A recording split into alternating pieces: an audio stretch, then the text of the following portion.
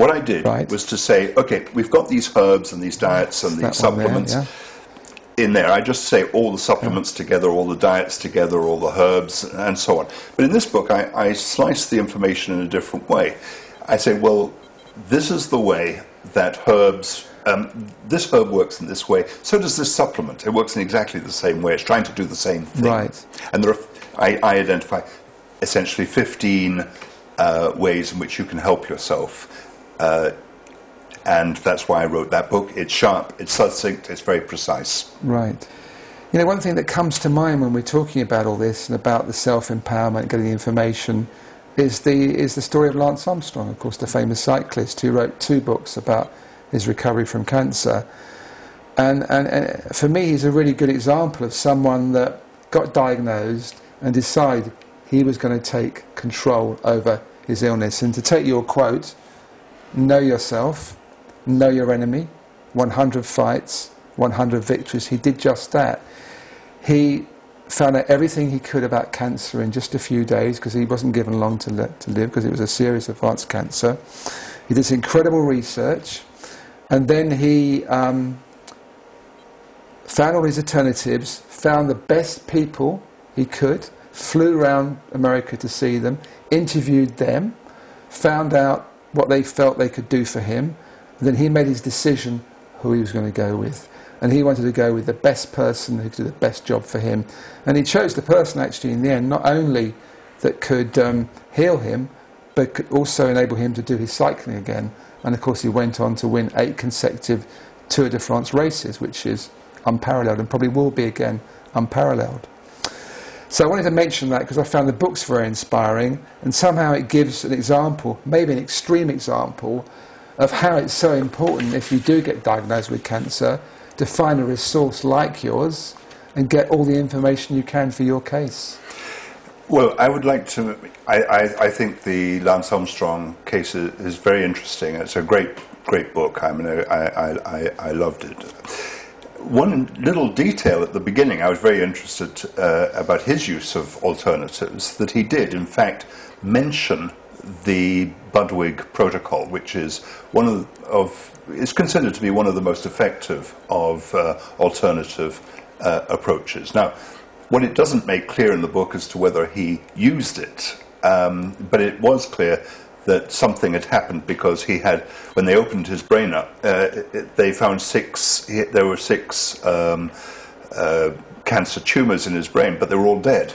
Now the question is, had he done something earlier that allowed that to happen? It's suggestive. That's all I want to say at this stage. But there are stories in these books. I'm interested in real stories. I mean, shall we say, the facts are theory, if you like, that this herb supposedly does this and this herb supposedly does that. But when somebody says, well, actually, I use that herb and it got rid of my cancer, you have to then think that there's something, you have to take it seriously. And many people who go to the alternative, start looking at the alternatives, are people who've already been through the mainstream. The cancer's come back. And that's the case with many of these people that I quote their stories in my book, are people who've cured themselves after the cancer has come back after having gone through the mainstream methods. People are they've lived with this word cancer for a long time, and they've done some reading around it, and they know that they've done their share of suffering, and they don't want to go there again. That's, for me, very persuasive, is when people can cure their own cancers using herbs. I mean, in fact, I had an email this morning from someone who 25 years ago was diagnosed with stage 4 melanoma. Not many people survive a diagnosis of stage 4 melanoma. And she wrote a book about 20 years ago called My Triumph Over Cancer, detailing the diets that she went through to cure her cancer. There is no doubt that there are many non-damaging, non-invasive therapies that can help you if you have cancer, no question. But to go back to the last answer, I think it's that gung-ho-ness, which is very American, of taking control of your situation rather than going along and being, shall we say, a victim of the NHS. I mean, that's putting it in very strong words, but just, shall we say, being a passive recipient of whatever therapies or treatments are thrown at you. Yeah, but isn't it also, using your intelligence and saying, well, the NHS, I'm actually personally quite a fan of the NHS. I think in many ways they do a great job, especially in emergency situations. But it's the old story, they really are going to work best when they're working with someone as opposed to working for somebody. And if you're also going to put your effort in there and chip in your suggestions, not to say they're right or wrong, but just to help support what they're doing, you have a much better chance. Yes, the problem is that we are in the middle. I think that's the best way of putting this, and people need to understand.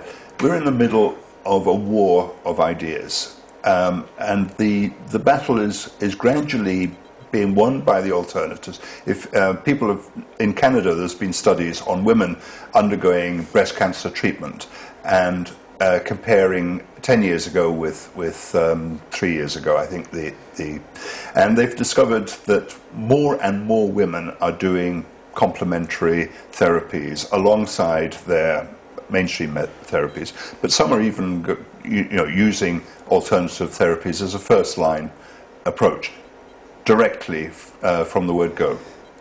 In fact, I know someone in England who has taken this approach, and she's not considering surgery, radiation or chemotherapy. She's favouring an Italian oncologist called Simoncini, and she's being injected with sodium bicarbonate. There seems to be some support for that approach. But you do need someone who's a real expert medical doctor making sure that is the best, supporting you, that is the best course for you, don't you? I think everybody needs to make a decision as to which way they're going to go. I mean, shall we say, you need to inform yourself. You need to understand yourself. Yes, you need to understand your enemy.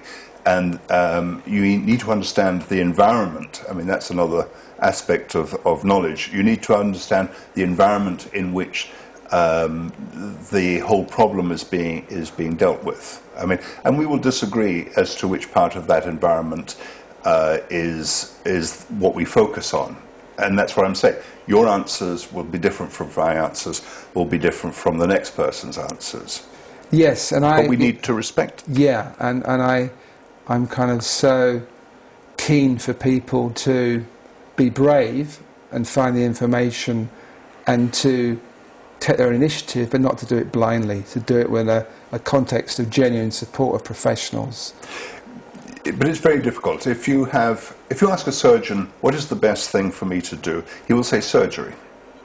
If you ask an oncologist, what's the best thing to do, he'll say, well, obviously, you have to take my chemotherapeutic drugs. That's what I'm recommending. Yeah. And they are very hostile, is the word, to the suggestion that diets can cure, that supplements can cure, and so on.